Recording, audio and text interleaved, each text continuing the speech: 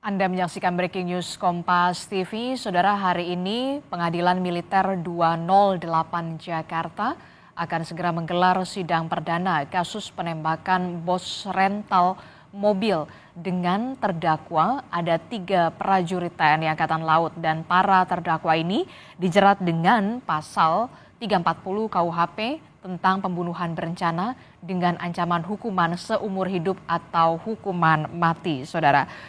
Sebelumnya, 3 oknum prajurit TNI Angkatan Laut menewaskan atau menembak bos rental mobil di res area kilometer 45 Tol Tangerang Merak, Banten pada hari Kamis 2 Januari 2025 lalu. Dan rencananya sidang perdana ini akan membacakan surat dakwaan. Nantinya auditor militer selaku penuntut umum dalam peradilan militer akan membacakan dakwaan bagi 3 oknum prajurit TNI Angkatan Laut yang statusnya kini menjadi terdakwa.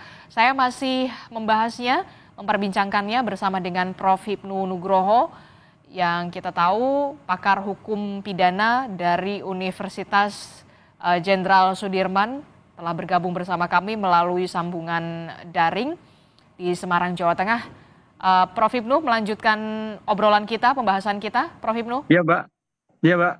Oke, Prof. Hipnu, apa yang perlu di-highlight dari kasus ini, dari sidang perdana kasus penembakan bos rental ini yang melibatkan ada 3 oknum prajurit TNI Angkatan Laut? Ya, begini Mbak, ini suatu keadaan yang cukup merisaukan. Karena apa yang kemudian namanya, Anda mencoba meng-highlight cukup merisaukan? iya, karena ini adalah seorang prajurit. Seorang prajurit itu adalah penjaga rakyat, penjaga wilayah Republik Indonesia, menjaga keamanan seluruh NKRI. Pertanyaannya, kenapa sampai melakukan kejahatan? Kejahatan berencana lagi. Berencana. Oleh karena itu suatu kejahatan yang luar biasa, yang saya harapkan putusannya adalah seperti yang dicantumkan dalam surat dakwaan, yaitu seumur hidup atau kan mati. Nah, di sini menjadi pertanyaan, kenapa seorang prajurit sampai melakukan kejahatan? Apakah gaji kurang? Apakah pengawasan kurang? Karena dalam militer itu ada kesatuan komando. Pimpinan para prajurit adalah sebagai bapak, sebagai komandan, sebagai teman, sebagai pamong kepada anak buahnya. Kenapa sampai terjadi melakukan pembunuhan berencana? Ini yang saya kira merupakan evaluasi bagi TNI AL. Ya, bukan keterobohan, bukan keteledoran, tapi suatu yang di luar mungkin di luar nalar gitu loh. Karena ini kan orang-orang dalam bentuk orang-orang yang mempunyai pendidikan, integritas, punya kemampuan, punya kekuatan, punya senjata dan sebagainya. Dengan demikian, kalau ini sampai terjadi pada tingkatan-tingkatan sangat berbahaya negara termasuk kita ini. juga pembuktian motif, apa yang menjadi motif ketiga oknum TNI Angkatan Laut ini tega melakukan penembakan terhadap warga sipil, begitu ya? Bahkan videonya viral di berbagai media sosial. Betul, ya, motif. Kita akan, makanya nanti coba dilakukan dengan motif. Motif ini apakah ini merupakan tindakan pribadi atau tindakan tanda petik kelompok atau suatu tersendiri. Ini kita lihat. Karena ini seorang prajurit loh, Mbak. Seorang prajurit itu kadang-kadang masa sih apa ya berani kan itu. Apakah tidak ada hal yang lain yang mungkin menutupi, membacking dan sebagainya. Dengan demikian saya kira nanti para terdakwa ini juga bisa membuka semuanya. Jangan sampai pasang badan sehingga akan menjadikan suatu pembelajaran ke depan bahwa hal-hal seperti ini ternyata tidak berdiri sendiri. Hal-hal ini mungkin ada faktor lain. Nah gitu, itu yang kita lihat. Dengan demikian, karena itu asasnya itu tadi Pak, asas kesatuan komando. Dalam tanda konsep hukum militer, tidak ada anak buah salah. Kalau anak buah salah, 3 salah, berarti sejauh mana pimpinan yang bersangkutan? Kan pertanyaannya begitu akhirnya kan itu. Kenapa sampai anak buahnya melakukan suatu kejahatan, pembunuhan, berencana lagi? Itu suatu yang sangat berbahaya sekali. Dengan demikian, dalam pembuktian walaupun itu dakwaan seperti itu, saya kira motifnya perlu dibuka. Adakah faktor-faktor lain yang sampai berani seperti itu? Apakah suatu kejahatan hanya dilakukan pada saat itu ataukah kejahatan sebelumnya? Karena kalau kita lihat tadi asosiasi travel juga hadir. Ini jangan-jangan suatu sistemik. Nah, ini saya kira dalam peradilan militer itu mudah-mudahan terbuka sehingga akan memberikan suatu rasa aman ke depan di dalam bisnis-bisnis travel yang tidak terganggu oleh oknum-oknum yang tanda petik punya senjata. Termasuk juga soal tadi Anda menyebutkan motif itu yang harus dibuka, atau lalu kemudian pertanyaan selanjutnya, seberapa besar peluang kemudian 3 oknum TNI prajurit TNI Angkatan Laut ini akan pasang badan atau justru kemudian membuka hal yang sebenarnya begitu? Iya, karena namanya seorang prajurit itu keluar barak itu bisa harus ada izin. Keluar kegiatan harus izin, apalagi kalau itu memang dalam satuan-satuan pasukan. Tidak semudah itu. AL itu merupakan suatu kekuatan yang luar biasa. Kenapa sampai seperti itu? Ini suatu tantangan sendiri di pimpinan AL. Ya mudah-mudahan ini bagian introspeksi ke depan sampai melakukan kejahatan 3 orang lagi. Makanya 3 nanti kita harus coba nanti mudah-mudahan penuntut umum auditor militer bisa mengupas lebih jauh. Bagaimana penyertaan yang terjadi? Sebetulnya aktornya siapa? Adakah aktor-aktor lain selain 3 orang tadi? Kan itu Mbak. Mudah-mudahan ya 3 orang itu. Sehingga dengan motif aktor yang terjadi itu akan dari. Karena kita ingat loh, ini bukan orang sipil. Ini orang militer. Orang militer itu ada jalur-jalur. Jalur pimpinan, jalur komando. Yang mungkin tanda petik kita tidak berprasangka ya. Suatu yang tidak terpisahkan kadang-kadang. Nah ini yang jangan sampai menutup. Dengan demikian kejahatan-kejahatan yang melibatkan oknum militer itu bisa terpetakan. Oh ini kejahatan pribadi, oh ini kejahatan yang melibatkan karena faktor X. Itu yang harus kita lihat. Karena saya lihat dari struktur tadi Mbak, dalam militer berlaku struktur komando. Tidak ada anak buah salah. Ada kemampuan tanggung jawab pimpinan. Ada pertanggungjawaban komando.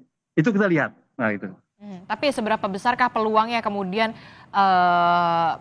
terjerat dengan sesuai pasal gitu 340 dengan 3 oknum TNI Angkatan Laut ini? Padahal kan kita juga sudah tahu ini sudah tekanan publik sudah besar sekali, atensi publik untuk bisa mengusut tuntas kasus ini, TNI. Iya, saya kira peradilan militer pertama Mahmil saya juga akan terbuka, apalagi eranya era terbuka. 1, kedua, dalam konsep rancangan undang-undang peradilan militer khususnya mengadili seorang militer ini juga pernah ramai Mbak. Ada waktu itu berpikir di DPR kalau nggak salah perubahan undang-undang. Kalau itu melakukan kejahatan sipil harusnya di peradilan sipil, kan itu loh inginnya teman-teman sipil itu. Tapi kalau itu kejahatan di bidang militer, misalkan penggelapan senjata, penembakan atau itu silahkan peradilan militer. Ini yang terjadi. Oleh karena itu ini sebagai suatu juga acuan bahwa walaupun di sidang pada peradilan militer mempunyai tingkat yang lebih akurat kembali daripada peradilan pada umumnya, mempunyai suatu tujuan yang lebih berat lagi, lebih terbuka lagi terhadap peradilan yang lain. Sehingga yang kemarin ada kekhawatiran, wah ini kan objeknya sipil, kerugian sipil, kenapa dilakukan di peradilan militer? Ya, korbannya sipil, begitu ya. Lain kalau misalkan melibatkan dengan antar sesama, begitu ya? Iya, ini suatu tantangan tersendiri terhadap pertanyaan-pertanyaan teman-teman sipil terhadap pada waktu rancangan undang-undang peradilan militer. Begitu, Mbak. Oke, terakhir, Anda memiliki keyakinan apakah ini akan sesuai dengan tuntutan atau sesuai dengan dakwaan 340 ataukah kemudian bisa meleset? Enggak, kalau melihat sekarang dari bukti CCTV, dari asosiasi terbukti Mbak, terbukti bahwa dia melakukan. Cuman pertanyaan siapa aktor intelektualnya. Nah ini harus menjadikan suatu pembuktian tersendiri.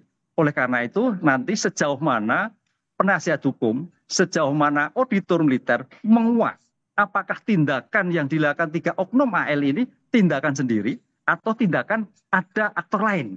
Ini yang harus kita kembangkan. Kalau ada tindakan lain berarti harus juga melakukan yang lain. Ini suatu yang pertama. Ini yang menjadi acuan karena kita melihatnya komando loh Pak. Komando itu suatu satuan yang hierarki, tidak sendiri kan gitu Pak.